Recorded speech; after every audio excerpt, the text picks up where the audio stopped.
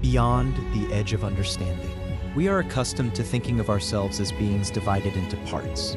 The body is one, the mind is another, the soul is a third, and the subconscious is a fourth. But this is an illusion of perception, not the nature of things.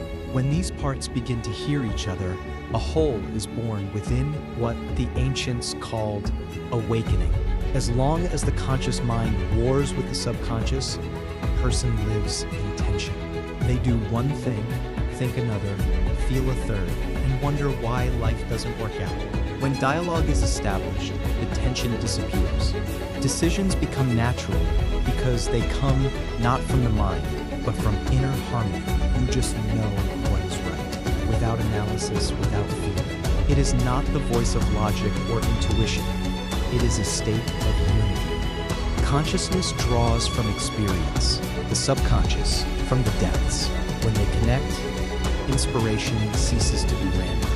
You can summon it with intention, like breathing. We call this intuitive thinking, when knowledge is born not from reasoning, but from inner vision. In such moments, a person does not invent. They remember what has always been within them. The parts of yourself that you feared no longer scare you.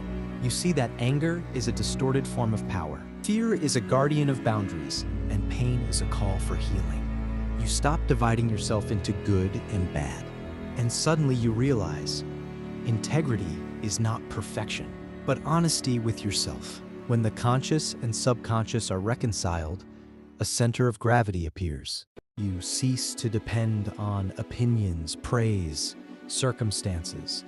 You may be in the midst of chaos, but inside you are at peace. Not because everything is fine, but because there is a place inside that is unchanging. This is the maturity of the spirit, the ability to stand at the center of your own axis. Where the mind is an observer, the senses are allies, the body is a temple, and the subconscious is a deep source of strength. When a person is whole, they stop resisting life. Events no longer seem random, people no longer seem like enemies, your difficulties no longer seem like punishment. They begin to see the rhythm of the universe, and everything that happens becomes part of a single breath. This is how trust comes. This is how wisdom is born, in which there is no longer me against the world. There is simply life, realizing itself through it. Conclusion. When consciousness and subconsciousness unite, the boundary between knowledge and faith, will and trust, action and being disappears. A person becomes not someone who seeks the path, but the path itself that they walk with gratitude and silence between thoughts. Zohar Leo Palfi de Erdode.